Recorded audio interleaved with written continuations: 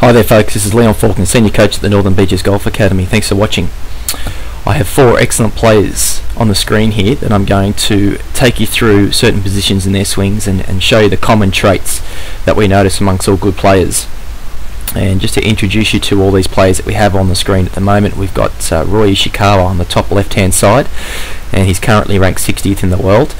He's had 10 wins so far on the Japan Tour. Excellent player. We bring ourselves across to Edoardo Molinari from the European Tour, currently ranked 123rd in the world, and he's had 9 wins. Then of course we're all going to know the bottom left hand side, Ernie Els.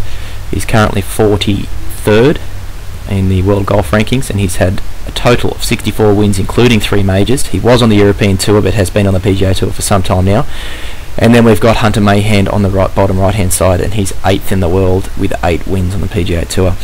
So 4 great players, and I wanted to show you a tutorial where we did break down the swings of great players and show you the common positions that we notice amongst all good players and what make them great. And even the likes of Bubba Watson and Jim Furyk and some of the players out there that do swing the club slightly different, at certain points they're all the same, particularly on the downswing and approaching impact, because that's where it matters the most. Just to point out something from behind here, this is what we call a down the line view, and to point something out that's common amongst all these players that we can see on the screen at the moment is that their hands are resting directly below their shoulders. Their arms are straight down.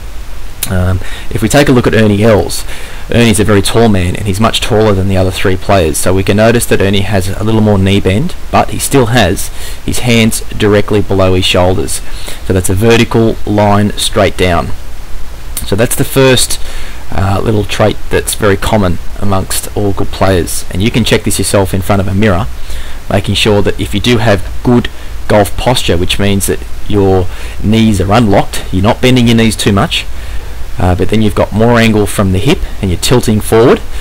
If you just let your arms hang down, your hands should naturally rest below shoulders. You can all see that I've got the red line pointing up right through the belt buckle area of all these players, and that's representing the swing plane, and that's just running straight up from the shaft of the club right up through into that belt buckle area. Now we'll take a look at the backswing, and more specifically we might have a look at the takeaway first. And if we start Ishikawa's takeaway, we're going to see that as he's taking that club back, he's running that club head nicely up that red line, nicely up the swing plane there. And we'll see that with all the players.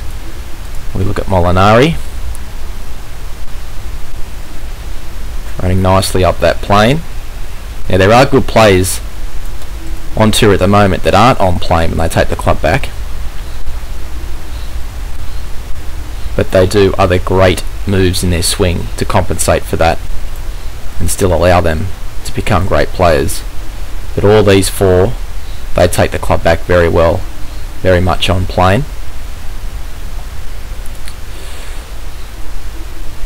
Now we'll have a look at all of their swings going up into the backswing. So here we are at the top of the backswings, and what I'd like to point out to you here is that if you look at their left arm is parallel with the swing plane. Now if you're someone that does slice the ball, if we use Hunter Mahan as an example, your arm will more than likely be on this sort of a line, too high, too upright, causing the club to come into impact very steep. And usually that will cause a slice. It just depends on what you do with your hands through impact. You can flip your hands and then the ball will go left and you'll hook it. But usually you'll slice the ball from having a very upright position at the top of the backswing. But we can see as we look through all these players, you can see how wonderfully on plane they are and how their left arm is parallel with that swing plane. Now we'll start to bring these players down into their downswing positions. Okay, we're going to pause it there. Molinari, I'm going to bring him a little further down into position. Same with Els, and same with Mahan. And this is a very similar position that what they all were on the way back on the backswing. We can now see that that shaft is again very much parallel with the swing plane, that red line. and this happens a lot easier when you engage your lower body on your downswing. So I like to say to my students that the club is only moving from the top of the backswing down into the downswing because the lower body is moving. The legs and the hips, that's the engine in the golf swing. That's what drives the motion. That's what allows the club to come down. And as you start to use your longer clubs, it's so much more important that you do engage your legs and your body in your golf swing, and you do hit the ball not with your arms but more with your body. This is what all good players do, and I mentioned earlier on Bubba Watson and Jim Furyk, and although they take the club back slightly different on the backswing, they all bring the club down on the downswing the same way. They really engage their legs and their hips, and that then allows the club to follow down on the right plane. Now we'll bring them down into impact, and we can see, if we look at Ishikawa first, we can see that it's evident how much he's really cleared his body because his right heel's up off the ground, and that's the same with Mayhand as well. Really cleared through impact.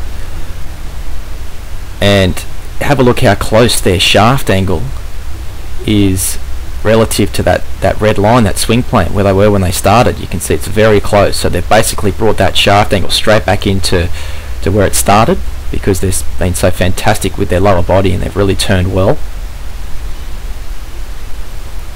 And then we'll bring them on through into their follow throughs. You can see they're really well through the ball now.